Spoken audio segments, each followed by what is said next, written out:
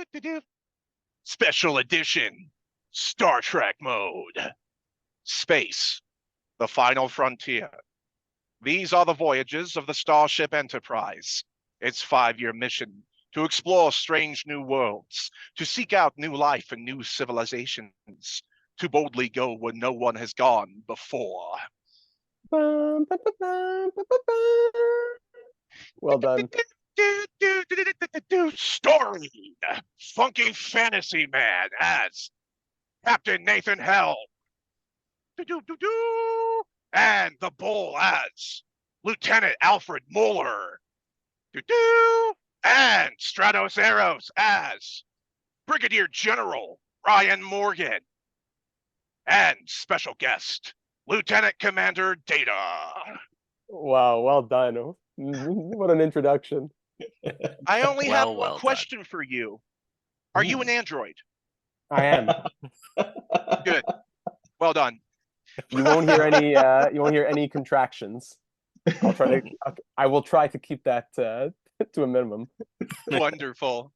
Well, ladies and gentlemen, welcome back to the War of Nerds podcast. It's a little bit untraditional tonight. You won't be seeing my face, but you'll still hear my wonderful voice. And we are here live with you with a special guest. We are hosts, Nathan Helm. Alfred Muller. And Stratos Eros. And tonight we have a cool video game streamer, YouTuber, just awesome all-around guy joining us, Data 782. Welcome to the War of Nerds podcast. Thank you, gentlemen. It's a great pleasure to be here. Well, would you like to start by introducing yourself? Let the audience know a little bit about what you do, what kind of video games you stream, and then we'll get into some questions. Yeah, absolutely. So I'm Data 782. I go by Data, of course, named after Lieutenant Commander Data from Star Trek: The Next Generation. Always my favorite character growing up. Every username I'd always do would always have something to do with Data in there. So I'm sure we'll get into that a little bit later on. But I've always been a big sports guy. My YouTube channel started as Club Penguin back in the good old days. We're talking about the mid 2000s, I guess you would say. So I've had my YouTube channel since 2008. But I only really started making videos in 2018. And even then it was a bit more just whatever. But in 2020, of course, when we were all getting more hobbies with the beginning of the pandemic, I started doing it a little bit more seriously. And I'll get into that a little bit more later on. But I started doing a bit of just what I knew the most, and that was franchise mode, actually, in sports video games, whether it was NHL or MLB or Madden or NBA, whatever it was. I always enjoyed, yes, the game itself, but I love the management aspect of it, the numbers, the management, the lines, the contracts. I always love doing that. So franchise mode has been something I always do on my channel. I think there's a nice niche community for that. We do rebuilds of teams, but not just, take all our draft picks and all our young players and trade for good players. We make storylines. We try to keep it realistic. Would the storyline make sense? So that's kind of been my channel. That's my community of trying to all reach a common goal as one. On top of that, I've also, I branched out into, I do breaking news live streams whenever a trade goes down in the National Hockey League. I'll do other little fun things, Wii Sports, sports quiz Saturdays. I've tried a bunch of little things here and there just for fun. But the older I've gotten now, it's crazy to think that I'm about 4 years I've been doing this now. Seriously, like multiple videos per week. As I've gotten older, I've graduated university, I'm working full time. It's really been more that gravitation towards the bread and butter, and that is the franchise modes. But I wish I could be doing so much more. Maybe I'll get to a point one day where I can focus that much more time on putting out more diverse content. But for right now, it's what I've been doing. It's what's been going well. And if you had to define the channel as one thing, it would be franchise mode, sports, and a good community where we can have our voices heard. Every comment that is written, I always reply to every single one.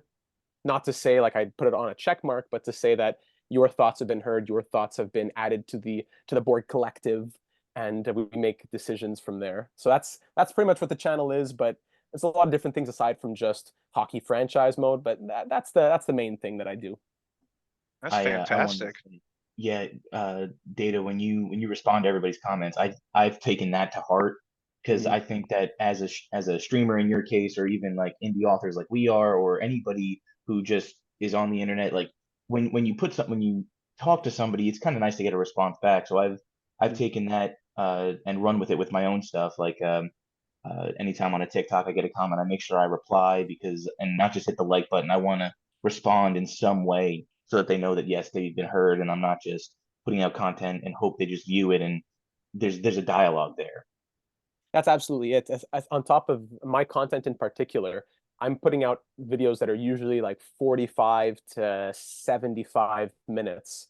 So if someone is not Nice. just watching and saying good video, but if they're watching and adding quite literally paragraphs of suggestions to watch that much of the video and put that much time into your thoughts, the very least I can do is read your entire comment and reply to everything that you've said about it. So it takes a lot of time. If I put out like a big video that has a lot of feedback that will be coming like after a big off season, what trades are happening.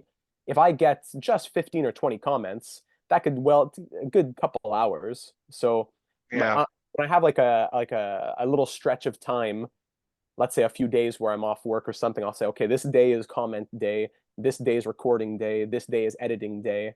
Back where in the pandemic used to be, I have like two buddies that are watching, they text me their thoughts, I record, I edit, I upload it like within 6 hours on the same day. So my process has really changed over from the beginning when it was more just for fun to now where it's, I guess you could say a bit more on the professional side, but it's still definitely for fun. I've got a Awesome. question. I've got a question for you. If who are a few of your favorite YouTubers or streamers that you enjoy watching yourself? Maybe anybody that inspired you to get into the world of streaming and doing stuff like that? Yeah, well, most of what I would watch would be also franchise mode type content. So I'm not sure how savvy you guys are in the world of franchise mode, but growing up when I was in high school and in college, 2BC Productions was the big guy for franchise mode. X Tech was a big one for franchise mode as well. Yeah. So those were the guys that I was usually watching. I've never been a big viewer of streams, honestly. I've always been more of an episodic kind of person. So that's one reason why I kind of moved away from Twitch even, and I stream on YouTube now because it allows people to go back and watch the episodes weeks, months, years later. So I can't say I have much inspiration for streams. I think I try to be an outgoing individual, a bit more outgoing than I am in my real personal life. I try to make sure that it's lively and energetic. I'm shouting when things are happening. I'm actually quite a quiet person in my own life. You might be surprised to hear that. I try to keep it very entertaining. I'll loud outbursts of come on, and I'm upset at the AI when penalties are taken, whatever it might be. But I'm quite quiet in my in my day-to-day life. But that being said, inspiration, yeah, those were two of the big ones. 2BC, X Tech, those are some of the hockey guys. But if I go really far back, like who were my favorite guys growing up, like Tobuscus. I don't remember Tobuscus. I loved his content on YouTube growing up. I don't know, like Fred was big, Smosh was big. Those were the ones like mid 2000s. I remember that on YouTube. Ryan Higa, all those guys. Those were the ones that I enjoyed when I was growing up. Cool. See, as I was like, I was like, all right, we got to get, because as soon as we were like, all right, we're going to do a podcast about video games, anime, writing, nerd things, I was like, Data would be great to get on here. Because one, your content is very professional. So you've nailed that aspect of it. It's very approachable. And to learn that you're actually quiet in your personal life shocks me, because when I went back and I watched the earlier seasons when you were first starting streaming and everything up until now, you've perfected your craft, I feel. And not to go too much, but I was watching one and you're like, Minaj. And I was like, oh my God, Data's Italian. He's got to be Italian. Yeah, you're right. Yeah, I am. Sorry, go ahead. Yeah, no, I was just, that's all. That's it. I'm half Italian, so I do have some of those sayings, I guess, that'll come out sometimes that I've kind of moved away from because more people wouldn't be able to quite understand. But Yeah. You're right. It was more, I think the thing was when I first started NHL 18, 19, 4, 5, 6 years ago, it was just for like my two buddies. So I'd really ham it up for them. And even now, like I'll still ham it up for the entertainment. And it's not fake. I'll just make sure to specify that it's not fake. It's not over the top exaggerated. It's just that I'll let more of it come out than I usually would. It's it's interesting. I'm the youngest of three. And my brother is more like, I'd say probably more like my mom. sorry, like more like my dad, and then you have my sister who's more like my mom, and I'm both as the youngest. I have my very quiet side like my father, and then I have the very energetic side like my mother as well. So I kind of have both sides, but in general, I'm more of maybe someone who watches this who knows me would disagree maybe, but I think I lean more to the quiet side. Just it really depends on what's going on, but I can flip the switch. Awesome. Yeah. Well, not the hog, but I do want to get into some of the questions. Your Yes, name and yes. anonymity is a lot like a pen name for us. What was the reason behind it, and how did it come about? Obviously, the data, you said a little bit Right. about that, but just in general. Yeah, well, the 782 actually, there's nothing special with it, unfortunately. I used to be Data 462 actually when I played on RuneScape. That was my first time using Data, and then I made my Club Penguin account June of 2006. Club Penguin had just come out in October of 2005, so it was pretty new. I guess maybe I typed in Data and it was taken, so it suggests an account. Data is already taken. How about so Data 782? I'm pretty sure that's how it came about, unless I just punched in random numbers. If I had to do it over again, my number is actually 22. So at least there's a 2 in there. Maybe I would name myself maybe Data 22 if I had started all over again, but I'm content with the Data 782. It goes back further than just the hockey, though. Like when I started with Club Penguin in 2008, long story short, I was a part of a very large blog. It was called Club Penguin TV. Back when we had the WordPress blogs, it was back in the good old days. And I believe it had 2 million hits on the blog. And we had a YouTube channel with, I think, maybe 20, 30,000 subscribers. It was a big thing back then. So already then, the Data 782 name kind of became something that I didn't want to go back on. Like I'd already started to build something in 2008, 2009, 2010 with the 782. So I just stuck with it. So nothing too special, but of course the name Data comes from my love for data, and I've had a few different names over the years in like my other games, but it's always been come back to Data and Star Trek related, I'd say. Awesome. Very nice. How about you, Ryan? You Uh, got any questions, brother? Absolutely. So when we started this War of Nerds podcast, like through my mind went what defines a nerd. And I know way back in the archaic ages, most people wouldn't think of sports, but in my history, I was all around, like I played sports, I played D&D, I read comic books, I was nerdy into Star Wars. So like well-rounded, fit into kind of each and every one of those groups. So like with you playing those sports video games, do you have any like thoughts on the breaking that barrier between like associating sports with that world of nerdiness that we kind of gravitate towards? Oh, absolutely. Very well said. My degree at McGill actually had a lot of athletes in it. It was interesting to see a lot of the basketball team, the football team at McGill University in Montreal, yeah, had members of the team. So it was nice to see live in person, and you see it in the media as well. Like if I just throwing a few names out there, like Giorgio Chiellini on Juventus recently got a master's in business. I know PK Subban did a course. That's where he met Lindsey Vonn, who was also an athlete. So it's just say the modern athlete is moving away from the guy who came out of high school just coming to mash heads. It's moving towards Absolutely. the educated individual who is set up to be XYZ agent, owner, team, whatever, consultant after the career. So the attitude towards sports being an avenue that then leads to a professional career that is more in the stream of the traditional, whatever it might be, business, economics. That's definitely more of the modern, I guess, understanding of an athlete. So that being said, yes, I'm all about the numbers. I'm all about, that's why I'm into franchise mode a lot, the contracts, the numbers, the scouts. When I do my big wrap ups at the end of a series, I'll do a wrap up that says what happened over our 20 years with this team, what happened over these 25 years with this team. And I'm doing that tomorrow actually with my our MLB series with the Pirates. Nice. What was our winning percentage in the wild card from years 1 to 10 when we were in charge? What was our winning percentage in the NLDS, et cetera, et cetera. So there's that nerdy side of it coming out. I love knowing those numbers, those records, and whether you play sports or not, I think it's becoming they're becoming quite intertwined. That's very well put. Wonderful. Now I'm gonna I'm gonna hit you with two back-to-back quick things. One's Okay, just here a we quick go. question, Good thing I and the got next millions of computations per second.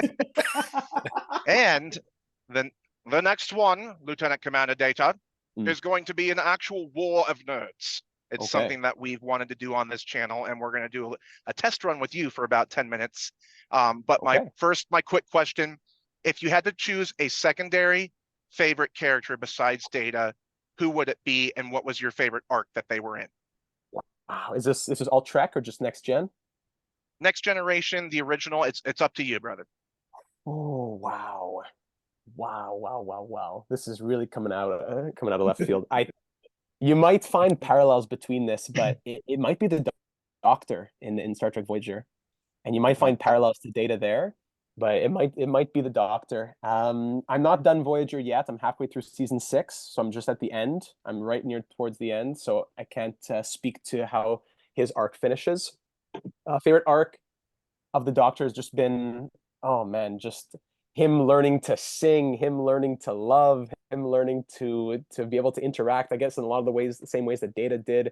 I love seeing that striving for growth in the individual. I really like seeing that the individual struggle for finding their place. I think that kind of goes into where I love Dr. Bashir, let's say in Deep Space Nine, as he's with his modifications, if without spoiler alert, just and how he tries to find his way, or Garrick in Deep Space Nine and how he tries to find solitude amongst the people who hate him the most. There's so many different things I could think of, but Data's up there, Doctor's up there, Garrick, Geordi. There's love for everybody. There's no one who I look in Star Trek and say I hate. Like even the classic, we hate what's his name? Will Wheaton with Wesley. Yes. There we go. That's always a funny joke to come back to. But even then, I could see things in Wesley that I love too. So it's hard for me. Anything outside of like Star Trek Discovery, I have lots of positives to say for just about everybody. So sorry that I took that question a little too far. But no, you're good. I'd say probably the Doctor as of now, with still a season and a half to go of Voyager. Yeah. Cool. Yeah. Oh, Nathan dropped out, but that's okay. He'll join back in a little bit. So with Star Trek, what drew you to Star Trek, and about how old were you when you first were introduced to it? Let's see. What first drew me to it, there was a channel called just the Space Channel. I'm not sure if you have that in where you are. It was just one of the channels on my like ABC, NBC. There was a Space Channel on my my television. Every day, 4 to 5 would be Star Trek the original series. So it just became something that my siblings and I would do after school. We'd all be there. Like wholesome TV that we could all enjoy from the different age ranges as well, from myself to my brother, who's the oldest. What kind of got us into it to start from the first thing, I think it was just one was the convenience of it being at 4 o'clock when we got home from school. But I think the other part was I had spoken to my dad about this not long ago because he was watching the original series on Netflix. And I was saying, like, Dad, you love the original series, but you've never watched any of the other Star Treks. How come? He's like, and he tells me the original series is just kind of like home cooking for me. Like it's just something that feels right about it. And it's just even though there's so many whatever issues might see with the costume designs and the set designs and all that, it just feels right. So that kind of what got us into it. Then my parents kind of fostered it. They saw it as something that was wholesome. So we got little model ships, we got trading cards. We all enjoyed it. So it's funny, like my sister knows nothing about like almost anything pop culture. She's totally like just off the grid kind of person, but she loves Star Trek too. Like we're all just into Star Trek. My brother, a huge athlete as well. Big guy, gym every day at 4:30. Loves Star Trek. Could tell you everything about Star Trek. So it's funny that we have such a connection to it. You wouldn't think by just looking at us maybe, but yeah, that's what kind of brought us to it. Then from there, I kind of just loved Star Trek loosely until around the pandemic. That's when we all sat down and said, okay, let's work through this now. We watched the entire Next Gen all together, my siblings and I. Then on my own, I watched all of Deep Space Nine. Now I'm 6 seasons through Voyager. We watched all 3 seasons of Picard. So I still have Enterprise to get through. I want to go back and watch the original from start to finish. But for the most part, I'd say I'm like I feel bad like for the average fan I know way more, but for the average like super Trekkie, I'm still like in the dust. Like I still got a lot to go. I still got there's the novelizations, there's all kinds of the Kelvin's timeline. There's all kinds of little things that I got to pick up on. But yeah, that's about how it started. And how old was I? I'd say I was pretty young. I think I was maybe 6 or 7. It was nothing. I wasn't too old yet. No. So I really didn't get the deeper messages of Star Trek that I get now. The social commentary within the episodes, I really did not get that. It was just fun. It was just fun, and then it turned into a deep love for the social commentary, the desire for growth, and so much more that I could say about what's great about Star Trek. That's awesome. My family moved to Tennessee, and I stayed in New York for a couple extra years, going to school and finishing that up. So when I first moved down to Tennessee, Enterprise had just kind of come on. Okay. So my dad and I have always watched sci-fi movies together growing up. And when that came on, I'd known he'd liked Star Trek, and I just never watched the original series or the movies or anything. So I was like, you know what? I'm at Walmart. Let me pick up Enterprise. And we sat and we binge watched that. And it was kind of like getting to know my dad again from a different area. So I love that Star Trek is so tied to your family. Because that's awesome. Yeah, 100%. Great. That's great to hear. It's really nice to hear another family having a similar type thing as well. That's great, Alfred. Absolutely. Now, here comes the tough part. Yes. This is the first annual War of Nerds within the War of Nerds podcast. And for 10 minutes, Data, you're going to trash talk Star Trek, and Alfred and Ryan have to defend it. Are you going to be able to? Whoa, this is not going to be easy. Take it away. Have fun. Well, if we're keeping it just a Star Trek Discovery, I'll no problem. Hey, that works. That works. Yeah, it's whatever point you can come up with. So it's kind of like a debate back and forth. Like I'll put forward a point, and Alfred and Ryan got to answer it. Exactly.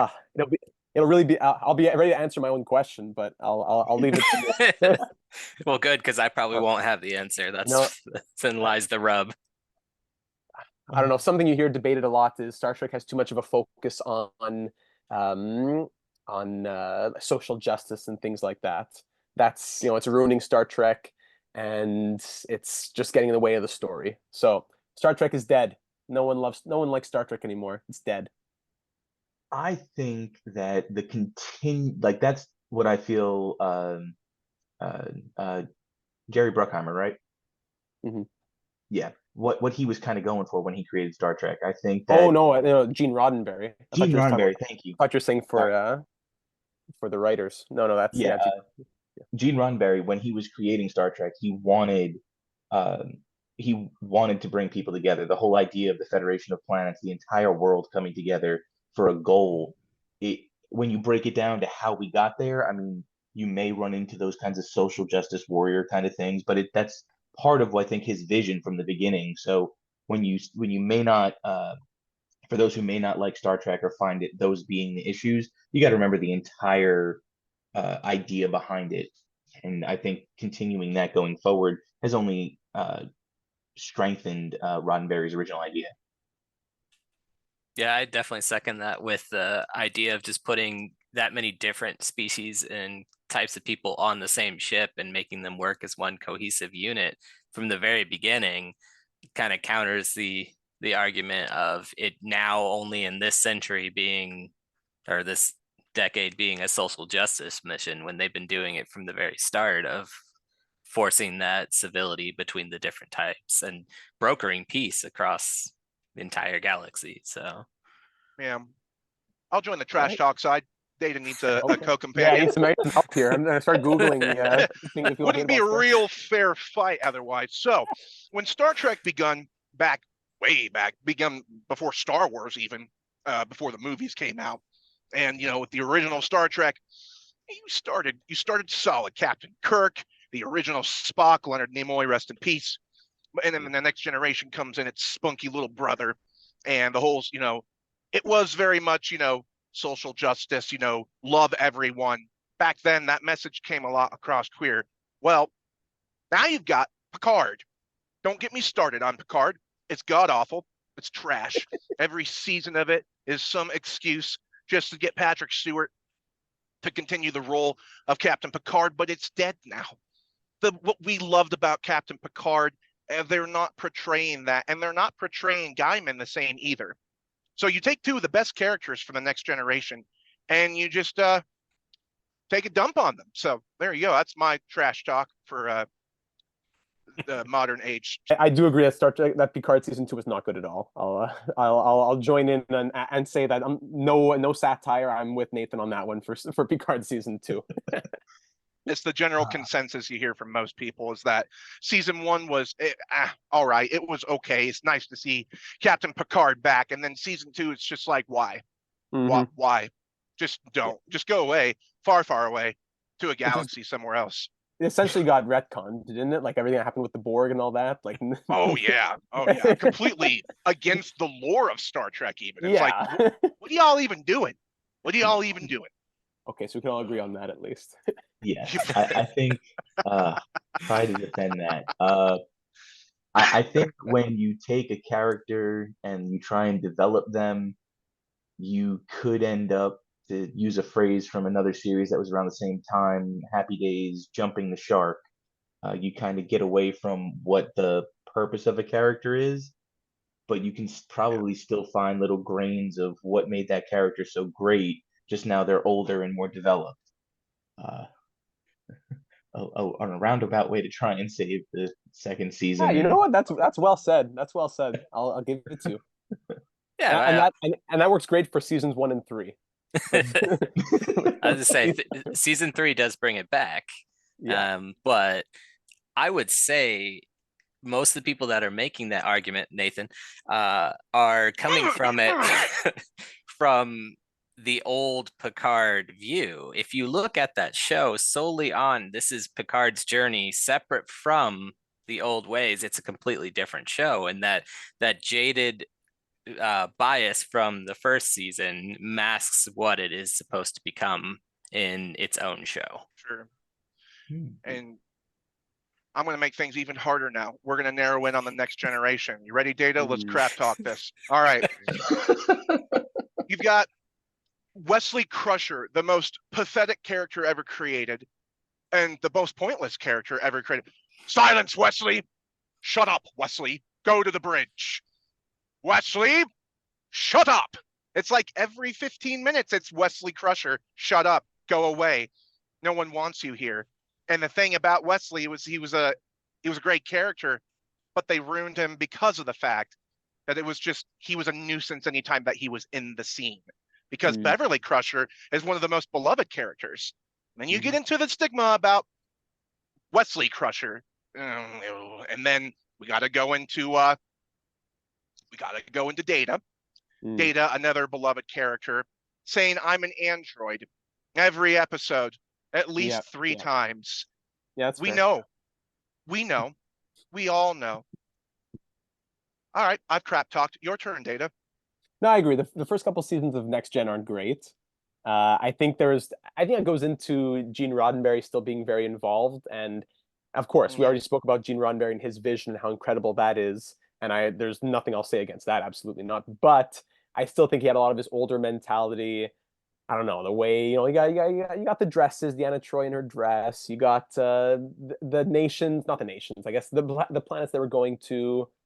I distinctly remember one of the first episodes, like it looks as if it's an underdeveloped African tribe.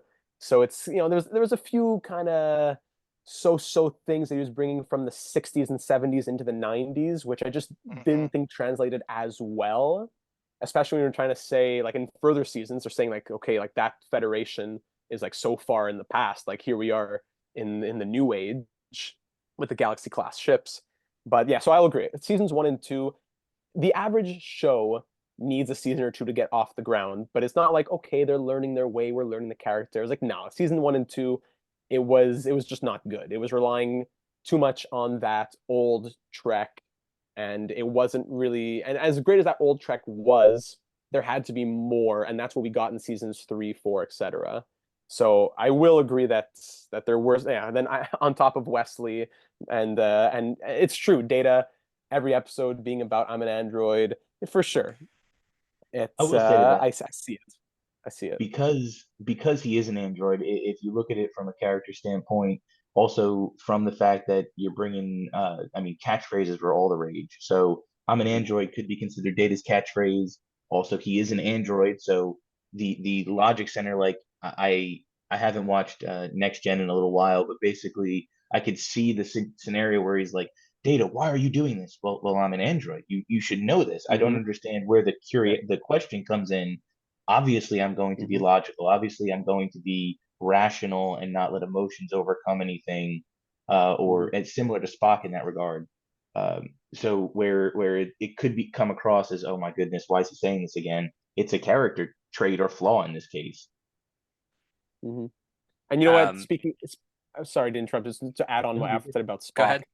I think when it comes to the original series as well, I think I gotta say Spock's my favorite there as well. So it just goes. I like the parallels between those characters, and even in the first episode of Next Gen, you have Admiral McCoy who's there, and Data's splattering all this jibber jabber science, and he's like, okay, who is this guy? He looks at the side of his head. He says, I don't see your ears aren't pointy. And then there's a lot of parallels between Data and Vulcans in general, and I'm seeing a lot of that with Tuvok and with all the Voyager I've been watching. So it's kind of like that old Spock feeling. Sorry, Ryan, go ahead. Oh no, you're quite all right. I was just gonna counter Nathan's point with Wesley Crusher.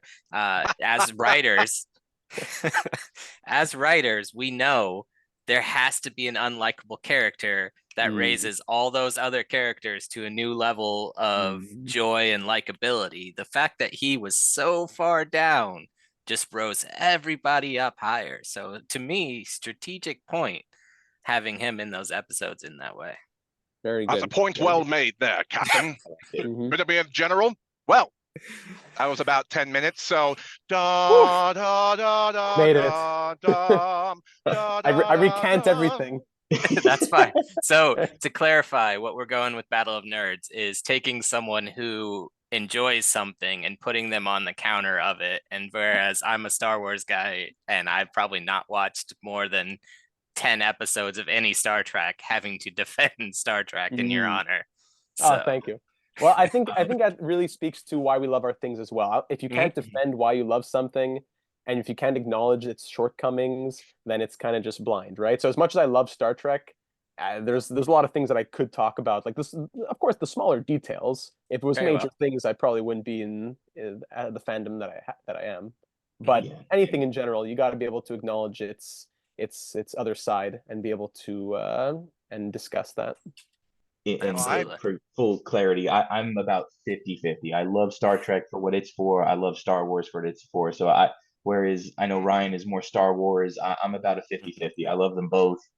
And that was fun. I enjoy it because I know we're going to have several of these down the line. And it's just like you said, Data, if you can't recognize something's shortcomings, and sports fans that we are, especially with hockey teams, and both of our teams are not doing that well recently, you got to acknowledge, and especially when you do your streaming, you look at your teams and your franchise mode and you're like, I love this player. I want this player to grow, but I got to cut loose because I need to bring someone new in.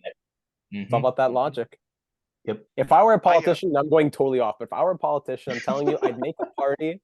It would just be called the Logic Party. And I'm telling you, we'd be taking for classes, we'd be watching Star Trek and watching the Vulcans. That's it. It's all about the logic. That's all we need in life, the logic.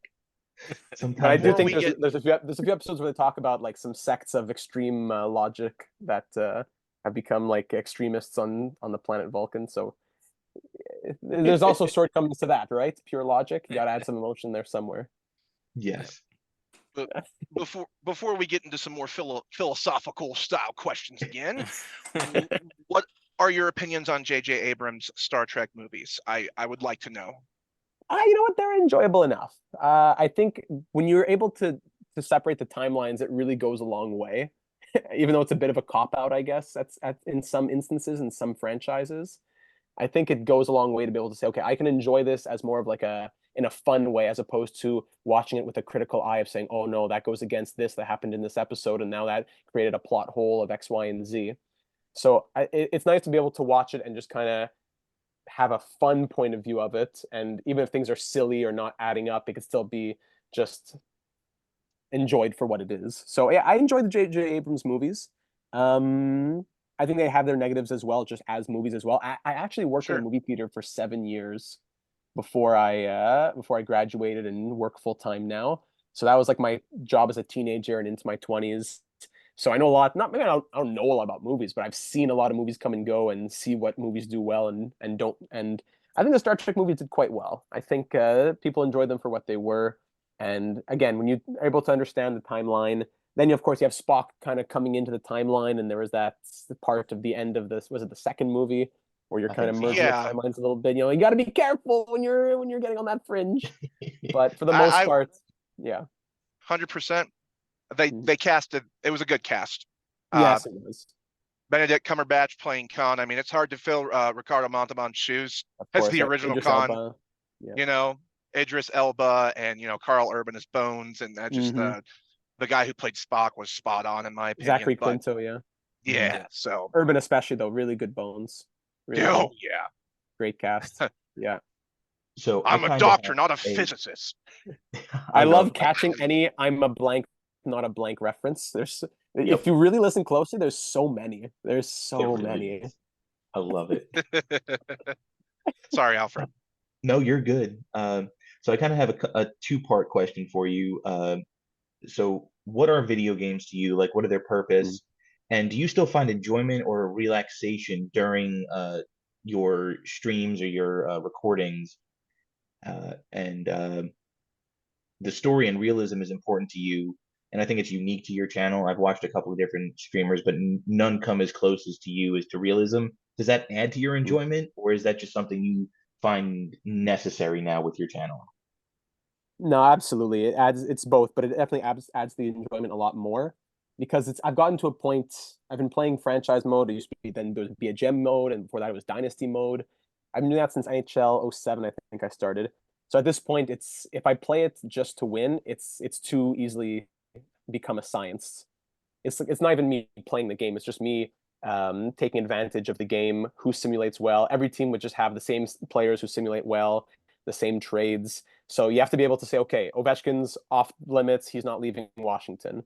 McDavid's off limits. He's not leaving Edmonton. You got to be able to play with a few limitations like that, or at the very least, like as I always say, an excusable storyline. You have to be able to build a story within it. If you're going to go out and get this player, it has to be that the team is looking to move them, or that they're being buried in the lineup and they would want to find another team now.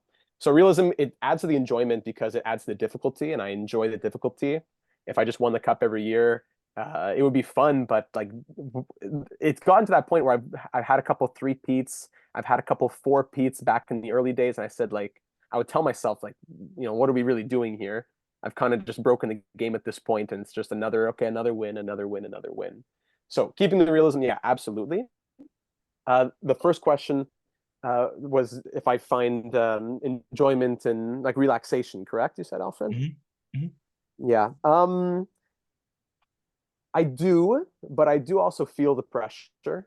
I feel the pressure when there's dates that I'm trying to meet or timelines. I know I'm busy tomorrow. I'm not home for the next couple of days. I got to get this done now. And sometimes it's just not clicking.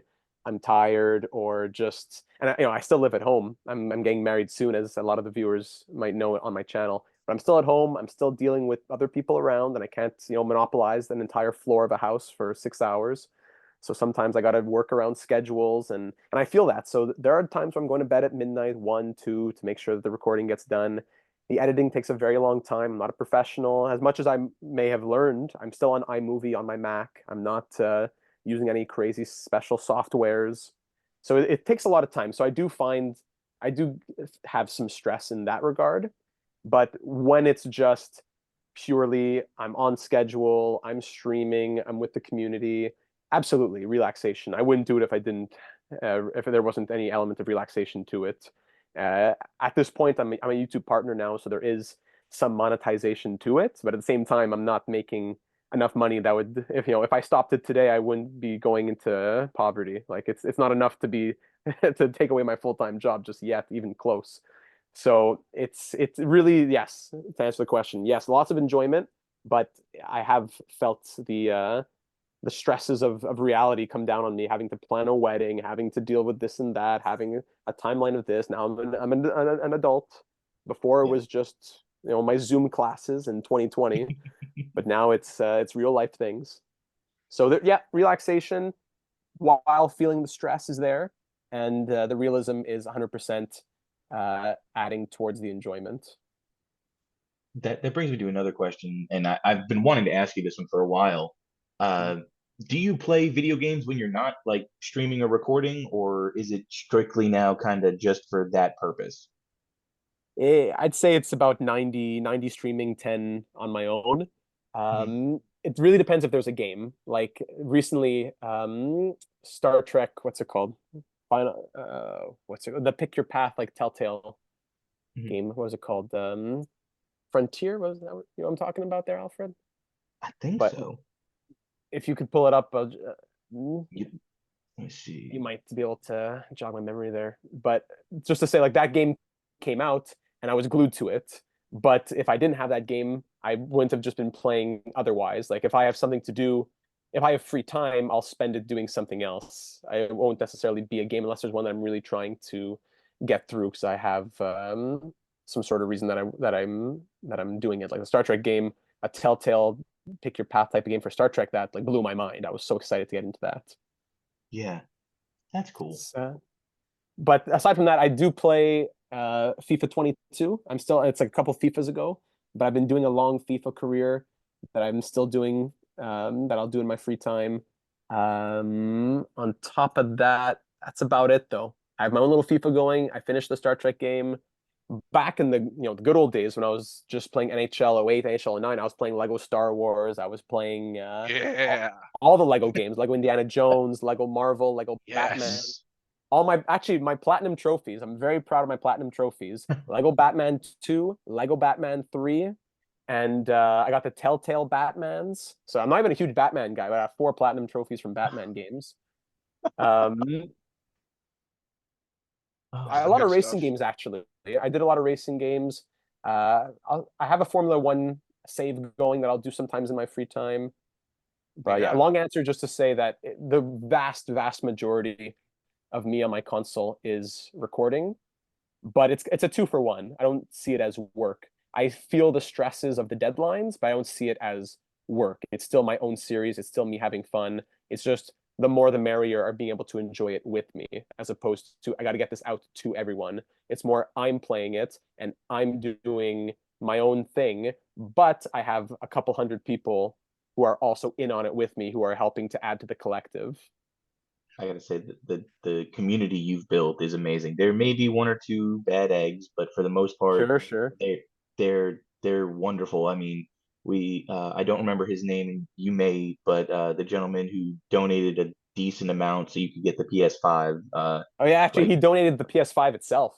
That's right. So I mean, Mark. Yeah, he met up with me. He's from Quebec, so we found a location. He gave me the PlayStation 5. That's amazing. Like that kind of stuff is just I hope we can grow this channel to be similar in regards of like people joining in and being that wonderful community that you've built, and I enjoy being a part of. Thank you. On that, oh, sorry, go ahead, Nathan. No, go ahead.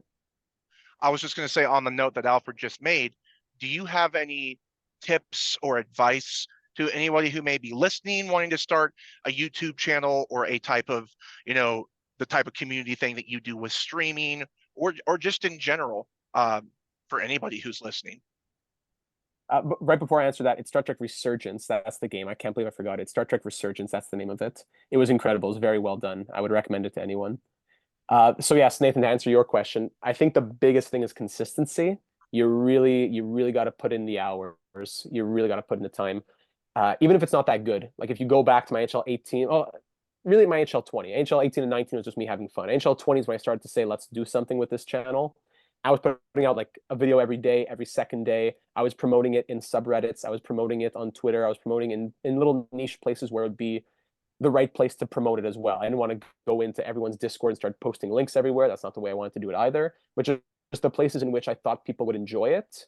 I went and put it because I said, what I'm doing is okay content. I think there's still to work on, but the people who enjoy this content, I think will enjoy what I'm doing. So I went and found those types of people. So I made sure to share it at the right time, trying not to be too pushy. I know some subreddits have different rules and all that. But Yeah. in general, consistency. I put out tons and tons and tons and tons of videos as much as I could, not just to pump it out, but also just, I had a lot of free time, I'll be honest, in the pandemic, right? So I was able to have that. But the more that went up, the more the community was built, a little bit less I could bring down my pace. So now, not that I can't put out a franchise mode episode every day, but because I need to take more time to answer the comments and take more time to put those comments into what I'm actually doing and apply the comments to my plan for the draft, the free agency, whatever, it's just taking more time.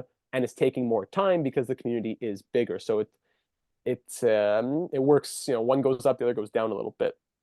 And that's not a bad thing. It's just, I think once you put out enough to get you to that point where you can slow down a little bit, definitely don't take your foot off the gas. I still have a long way to go. I still want to do a lot more, but Yeah. it's you definitely want to put out a lot, I would say, in my experience.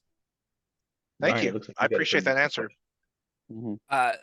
Yeah, I kind of tying in. I know before we started recording, we were talking about us being writers and that you enjoy reading, but you don't get into writing. But you made a really interesting point earlier with your franchise mode and you creating these storylines and making these Mhm. reasonable decisions based on what was an actual story, not just I want this player because he's the best. Do Right. you have a favorite storyline you've kind of created in your series? Wow, that's a really great question, Ryan. That's really good. Um, it's tough to choose a favorite. I believe because we have a channel Hall of Fame actually. We started this recently. Every series, let's say, is about 20 imaginary years, and over those 20 years, maybe we'll have like 5, 6, 7, 8 players who were the best. And from there, I think over our 13 series, I think I've done, I think we have about 70 players that are in like our like nominations for the Hall of Fame of the channel Hall of Fame. So I could tell you like each one of those 70 people, I could tell you a story about that player. But if I had to choose a favorite story, I think it comes down to, yeah, I think this is what I'm going to go with. I think it comes down to the investment that is made and then the payoff that you get from it. Mhm. Because there's a lot of good stories of, okay, like the best player at 96 overall had an incredible career and carried us to whatever Stanley Cups. It's almost expected. As incredible as it is, it's almost expected. The great storylines I love is when you find a diamond in the rough. When you go into free agency and you find someone who had a 40-point season, doesn't look attractive, but you think maybe he would fit with this player on this line. Let's give him a contract and see what happens. And before you know it, he's one of your franchise's legends. So there's a few stories like that. There's Jonathan Drouin in our Sharks series. Long story short, he was on my Montreal Canadiens in the real world. He's been a guy who had to take a long break due to absence due to mental health, and he was hated by a lot of Montreal fans because he was in a big trade that never worked out, and fans always expected a lot from him. So in our series, he went to free agency. The Canadiens didn't re-sign him, so we said, let's give this guy like a life preserver. Let's extend the olive branch, I guess you could say, to him, give him a chance to revitalize his career. And then here he is having 80-point seasons. So it's like stories like that where there's some sort of reclamation project. There's some sort of payoff for the investment. It's all, then the other side of that is also the fun ones where it's like a 70 overall who's like a minor league player comes up for a couple games and scores a hat trick. Like those are really fun as well. But those are more random. I think the ones that are more calculated, that pay off, end up being the ones that we're really proud of and we enjoy following as a channel. So that being said, like I said, there's a few dozen great ones, but Jonathan Drouin was one of them. And I could go on for a long time, but I'll stop there. Oh no, that's perfect. Like I'm a youth soccer coach and like seeing those development stories like real time, like the players you didn't think are gonna make it and then they hit that growth spurt, they take it serious, they change their mentality, and then they pay off in the end is inspiring in its own. So like to see that even if it's in a video game setting and it's not real life, just like the books we write, like those stories have meaning and inspiration. So the fact that your community rallies behind it, that's just absolutely amazing. Very well said. People have left comments saying things along the lines of like, wow, like you guys are like bums, you're nerds, like like you're getting so like wrapped up and enthralled with these imaginary stories. People are writing literally paragraph messages to you about something that's not real. And yeah, I agree, it's not real. But as you just said, the stories that they provide are very real. Mhm. And that goes into the little. That's why there's a niche community that keeps coming back to franchise mode, I suppose. Yeah. Absolutely. And Data, since you love sports, if you could have lived another life and you could have been a professional athlete, do you have a certain sport you would have wanted to play Oh, sure, at yeah. the top level?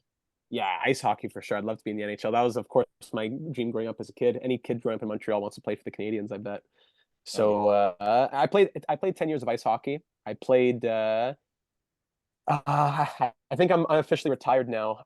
My brother and I had a team in ball hockey. We're playing in the Montreal Ball Hockey League, so it was high enough level.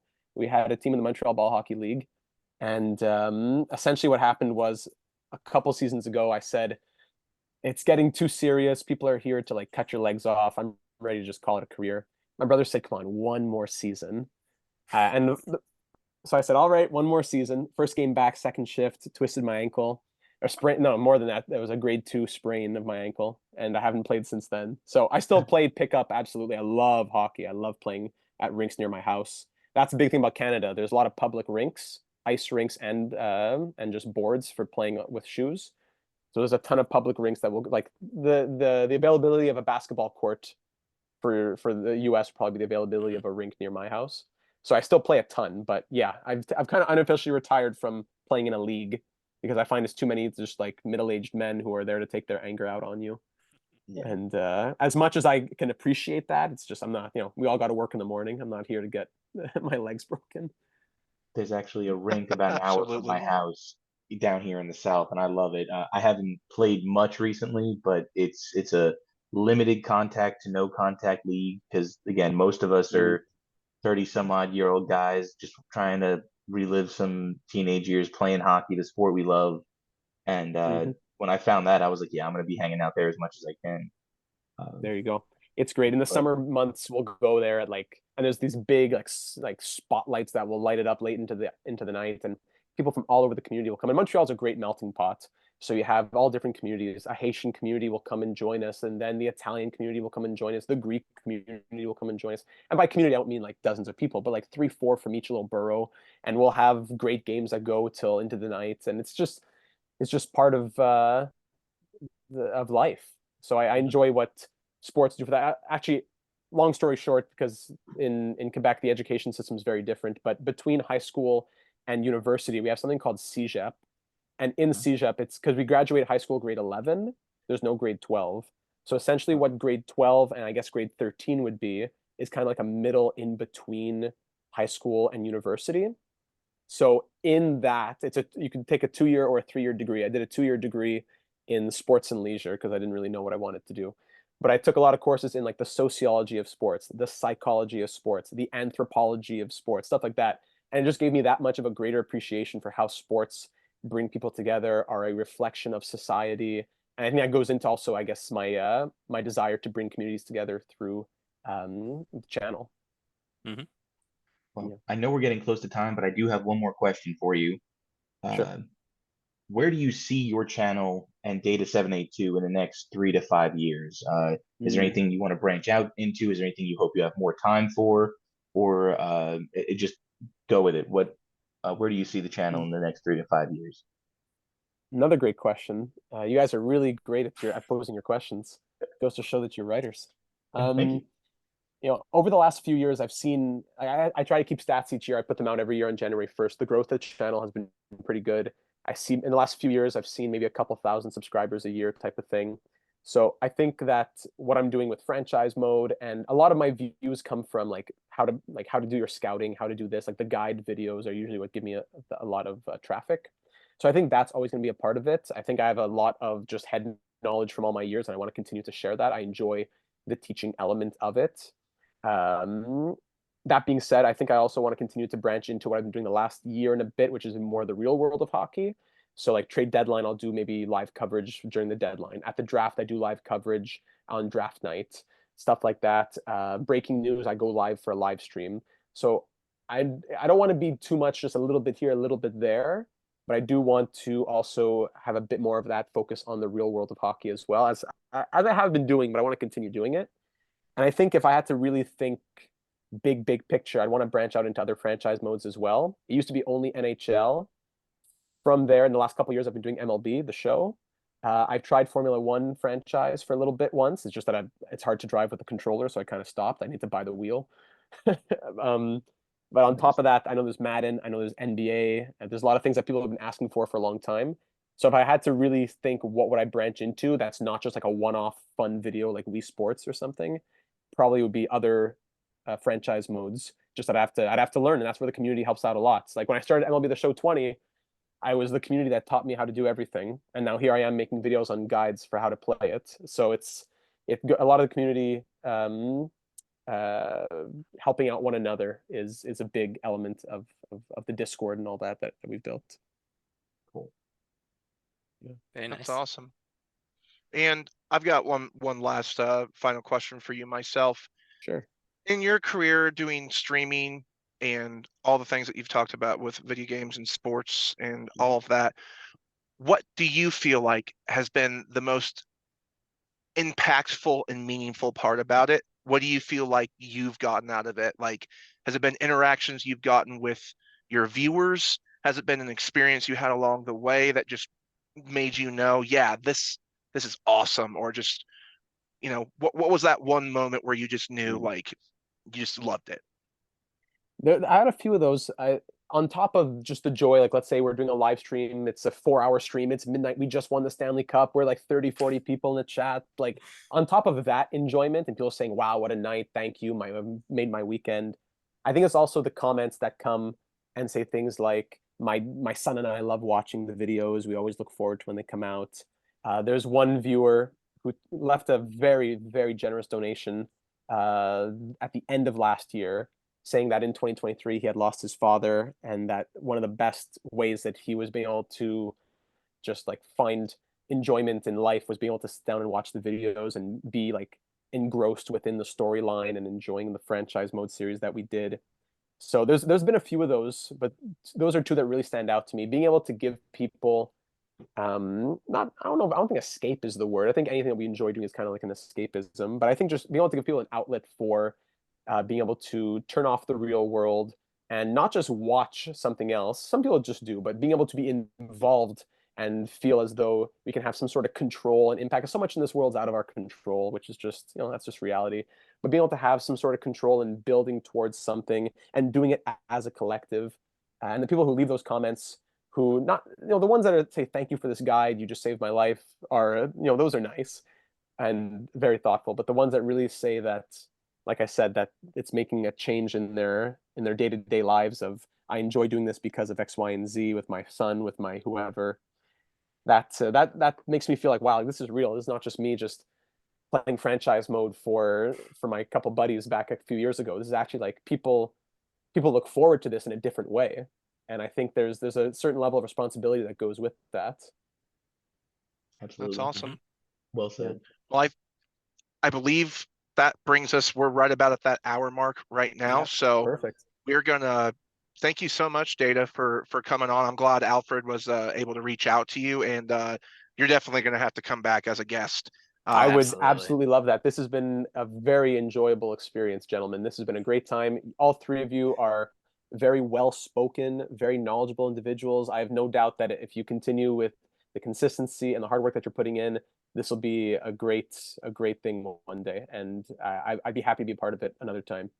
Awesome. That's And fantastic. where Thank you for saying that. Yeah, thank you so much. Where can people find you? Because I'd love for you to boost your streamer count, your follower count. Because Sure. Well, it's Data782 pretty much everywhere. It's I used to have the Twitch, but I kind of moved away from the Twitch because people can't really watch it after it's been like up for a week or so. So I have the Twitch. I don't really use that anymore. It's just the YouTube, the Twitter X, whatever you want to call that. And then on the YouTube page itself, there will be a link to our Discord server. Oftentimes, YouTubers, streamers, whoever, they'll just have a Discord, and if you go into it, they're just talking about their uploads, the scap video, whatever. Our Discord server, I'm very proud of this. I think it might be the thing I'm the most proud of. We're about 600 people in the server. So many like individual and unaccompanied by me relationships. I don't know what the word I'm looking for is. Just really like that are independent of me. Friendships that have been built, people who are streaming together, watching their own franchise modes together. Okay, at 8 o'clock, we're all going to join up. I'm not even in the conversation. 3, 4, 5 guys are going to join up at 8 o'clock and do this all together. We have a fantasy hockey, fantasy baseball, fantasy football league that's been going for the last 3 years.